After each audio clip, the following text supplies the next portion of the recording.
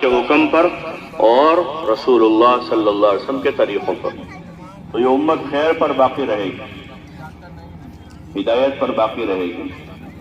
اللہ کے حکم پر جمع ہے، رسول اللہ کے طریقوں پر جمع ہے، تو امت خیر پر ہے، ہدایت پر ہے۔ آپ صلی اللہ علیہ وسلم نے یہی تعلیم دی کہ تمہارے ذمے میرا طریقہ ہے، میری سنت ہے، علیکم بسنتی وسنت الخلفاء الراشدین المہدیین، تمہارے ذمے ہے کہ میرا طریقہ اختیار کریں، میری سنت کے تابعدار بن کے رہیں، اور خلفاء راشدین مہدیین کے طریقے پر رہیں، جو آپ کے طریقے پر تھے، ان کی پیروی کریں۔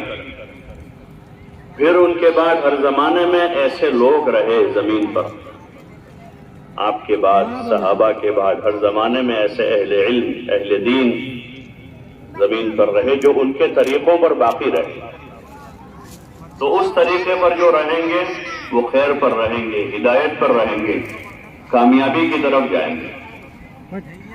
یہ تبلیغ کا جو کام ہے وہ اس کے سیکھنے سکھانے کا کام ہے۔ حضرت مولانا الیاس صاحب رحمۃ اللہ علیہ سے کسی نے پوچھا کہ آپ اس کام کے ذریعے سے کیا چاہتے ہیں؟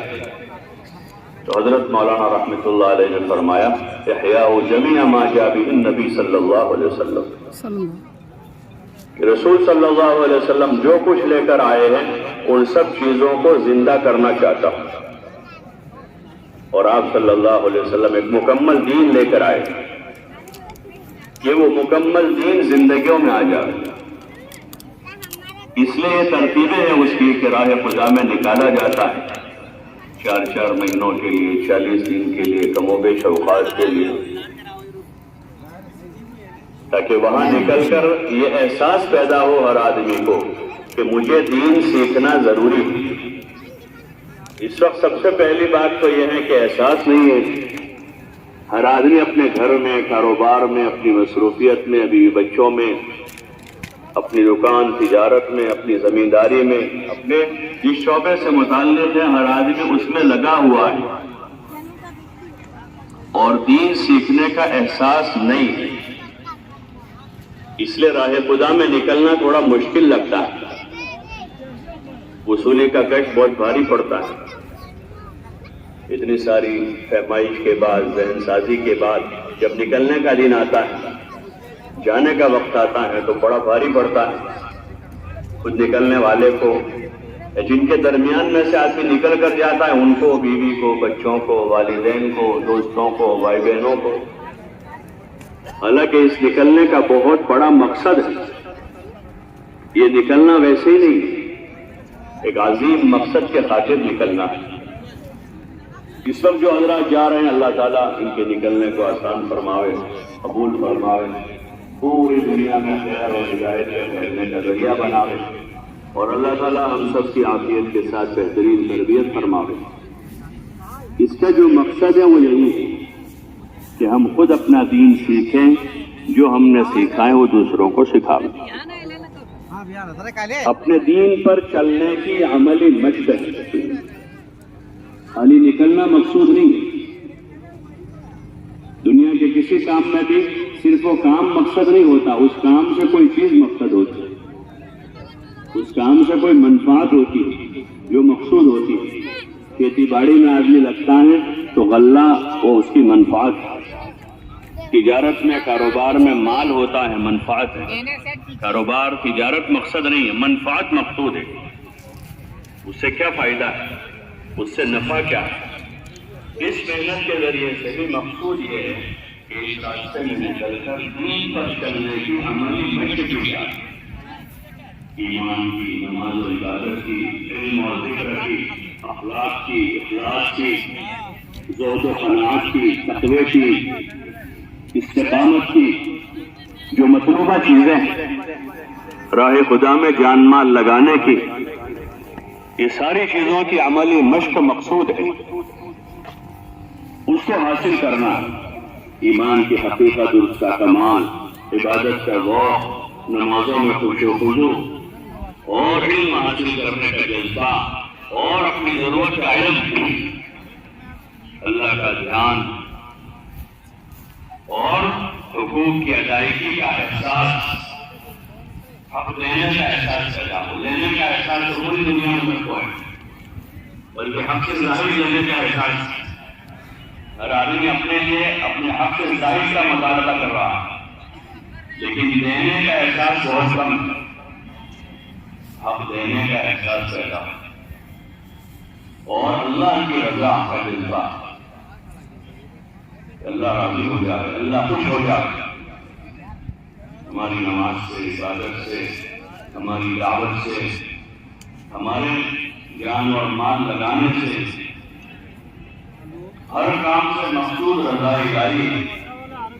تو رضا الہی کا جذبہ پیدا اور دین دنیا میں زندہ ہو، اس کا جذبہ پیدا ہو. مسلمان کے اندر کا یہ جذبہ ہو کہ اللہ کا دین بھلے برے انسانیت کو ہدایت ملے، اندر ایسا جذبہ پیدا ہو. یہ مطلوبہ چیز ہے، اس پر ایک مشق ہے. 4 مہینے بھر صبح شام رات دن اسی کو فضائل کی کتابوں میں سنیں گے، اسی کی دعوت دیں گے، اس کی مشق کریں گے، اس کی دعا مانگیں گے اللہ سے. تو اللہ کی رات سے امید ہے کہ اگر ہم سچے طالب ہیں، صحیح کام کر رہے ہیں، تو اللہ تعالیٰ ہماری طلب پر، ہماری محنت پر ہمیں نوازے. یہ نکلنے کا مقصد ہے کہ دین پر چلنے کی ہم عملی مشق کریں اور لوگوں کو بھی اسی کی دعوت دیں کہ وہ بھی دین پر چلنے کی مشق کر کے دین میں کمال پیدا کریں. زندگی اسی لیے کہ ہر آدمی اپنا دین بنا، ہر آدمی اپنا دین بنا اور اس میں کمال پیدا کرے، اپنے ایمان میں، عبادت میں، اخلاق میں، اخلاص میں. یہ مقصد ہے زندگی. وما خلقت الجن والانس الا لیعبدون، کہ ہم نے جنات و انسان کو صرف اور صرف اپنی عبادت کے واسطے پیدا کیا. یہ مقصد. باقی ضروریات ہیں، کھانا پینا، کمانا، مکان، کپڑا، روٹی، سب ضرورتیں. ان ضرورتوں کو اپنے اوقات پر پورا کرنا. انسان میں محتاج اللہ ہی اور ضرورت رکھی، لیکن مقصد اور ضرورت کا فرق پیدا ہو جائے. ضرورت زندگی میں ویسے نہ الجھ جائے کہ مقصد سے غافل ہو جائے، اپنا مقصد ہی بھول جائے.